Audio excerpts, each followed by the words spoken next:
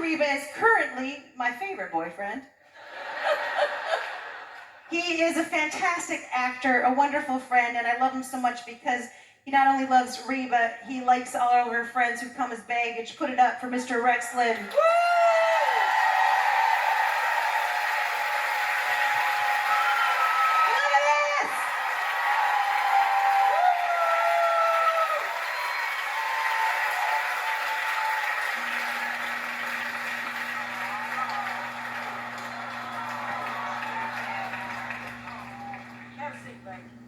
Wow. Wow, we're at the right. I gotta follow all of that? Seriously? I think you're gonna be just fine, sir. How you doing, Rex? Fine, sir. How you doing, Rex? I'm doing great. Thank you guys for coming out here, and I'm so thrilled to be in the Ryman Auditorium. This is great with my girlfriend. The Ryman Auditorium. This is great with my girlfriend, Tater Tot. And everybody else, and the band, and everybody. It's pretty special. So, Rex, you've been watching it. We've been talking. We're talking about sort of the book and like what makes Reba to you. Like, what makes Reba not that fancy to you?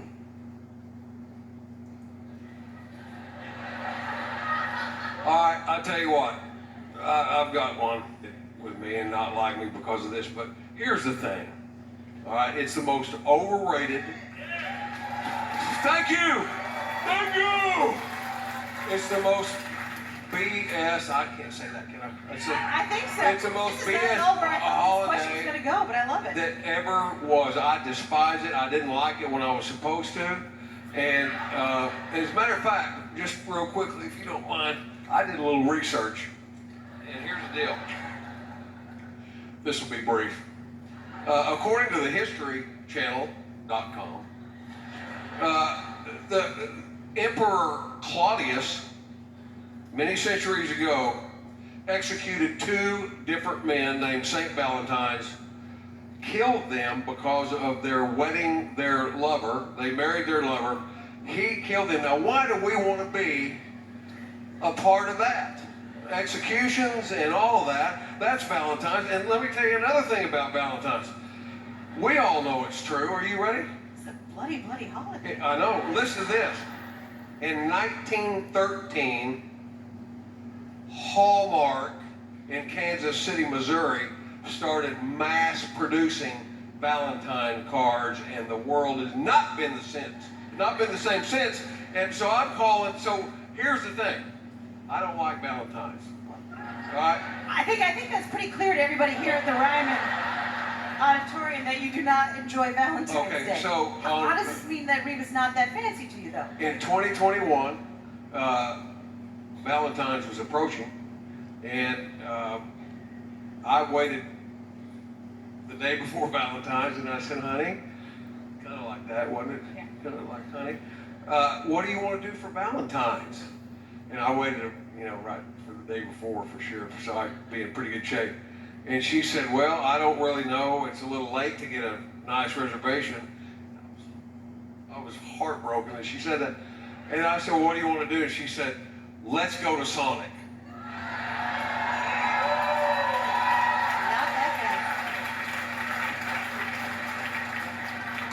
We took a picture that day, right here. Now here's what you've got. You got your number one on the right with no onions. That's for Tater Tot. You've got your foot long with cheese. That's a must. And then of course you've got tater tots with ketchup. And you got a little cherry limeade. It was the greatest Valentine dinner ever!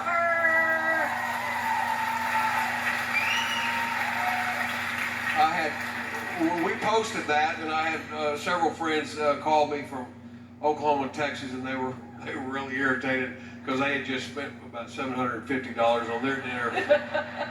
I felt good about it, but that's not that fancy.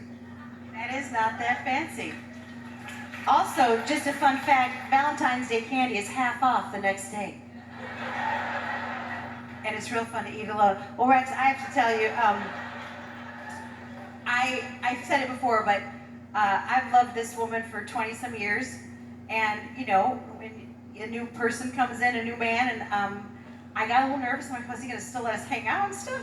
And of course, you know, you just have accepted everybody that she loves with such an open arm, and I just appreciate you so much. And that's the truth, and I'm going to say it right now, because you tell the truth at the Ryman. So there you are. Thank you, boys.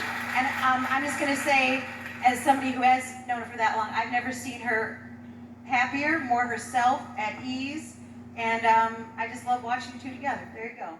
And so Rex, you know, people want to know, what does a perfect day with this lady look like? What's a perfect day with Reba? All right. Did you just ask me that? I did just ask you that. Perfect day. Well, all right, first of all, coffee camp. We started coffee camp the first morning we ever got together, which we were in different states. The pandemic hit. She was in Oklahoma, and I was in Los Angeles. And we started the first morning, we started coffee camp. And coffee camp, we've had coffee camp every day for 3.5 years now. We have not missed one day. So we would start off with coffee camp, and then a perfect day for me would be we work all day, which we have several times. So we'd have a coffee camp, and I would want to work all day with you in front of the camera, which means we'd be employed. Work all day and have a great day at work, and then maybe have a really nice dinner, like sushi and tater tots. I love it. Perfect. I love sushi. And she loves tater tots, and so we would have that. And then after dinner, what do we got back there? That's it. Cooking. Oh, that's a You're a good professional chef if I've ever seen one. And then what would happen, I think, inexplicably, her phone would die. It hadn't happened ever, but it would just die. I don't know how that would happen. Maybe Phone is dead. Maybe aliens, perhaps, or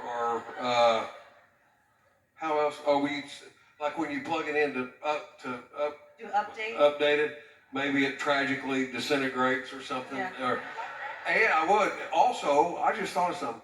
You know how much she likes ketchup. Yeah. I've thought about putting a lot of ketchup on her phone. Maybe she'd eat it.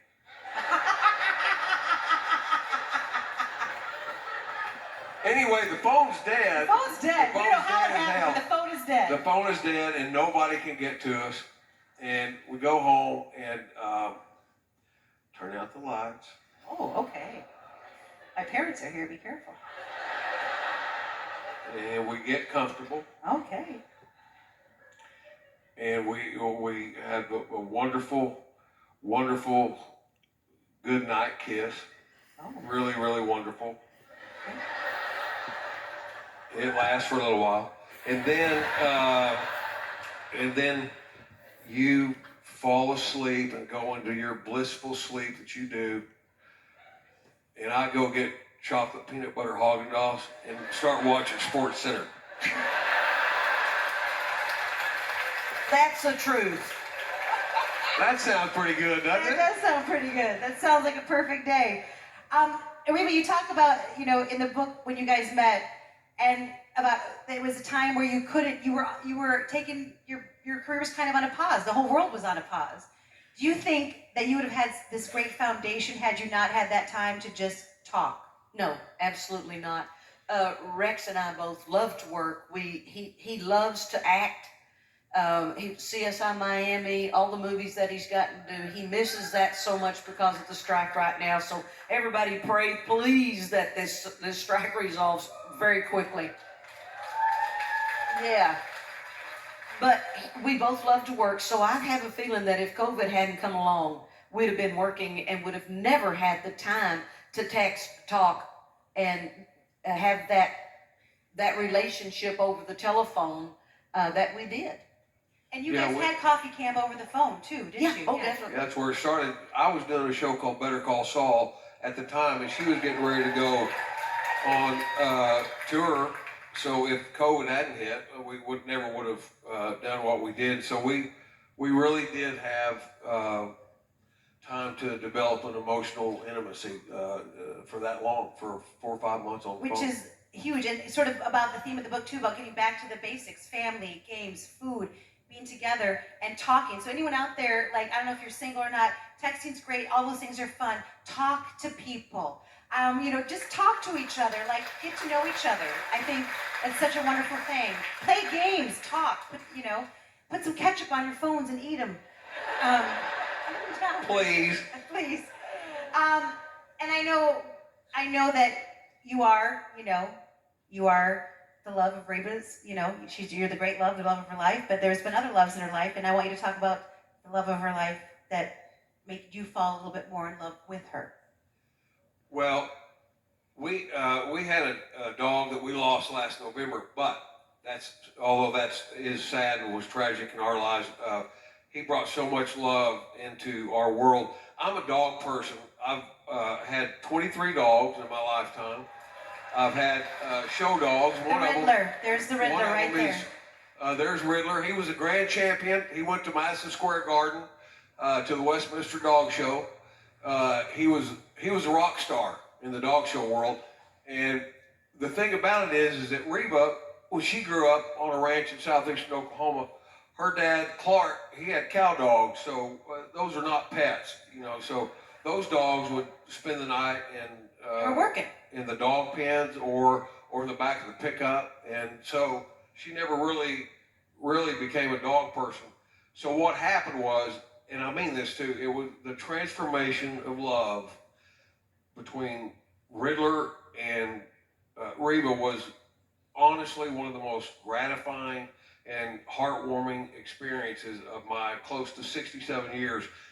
And I mean that too. I lost him early on to her, and it was irritating as hell to me because, first of all, look, come on, man. So I trained him to show him in the dog show ring. I had a professional handler that showed him. But here's the deal. Reba, it took her a little time to get used to him, and it took him a little time to get used to her, and pretty soon I saw this slowly, methodically developing. They were absolutely falling in love with each other to the tune of he just ignored me. He didn't even pay attention to me, and she started developing her own dialogue with him that had nothing to do with me. And so pretty soon he just follows her everywhere. And she'd go, "You want to go pee pee?" And "You want to cheat pee?" Did all this stuff. And I'm sorry, could you do that again? Is that your Reba impression? No, hold on a minute. Hold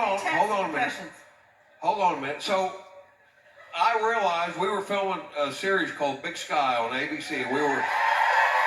Thank you. We were in New Mexico, and it hit me.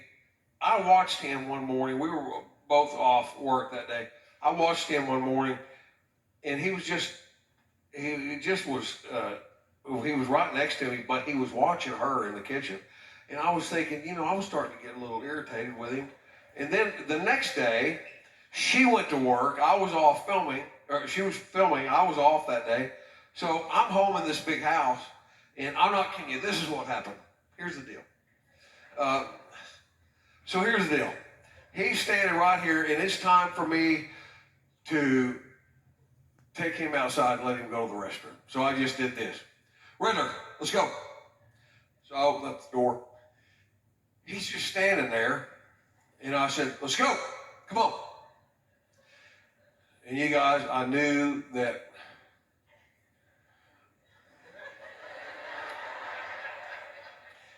I had to succumb to another language. So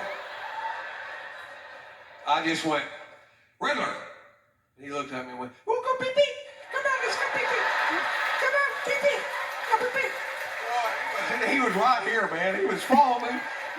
And we got outside, and he peed and looked at me, and I said, "This is bull."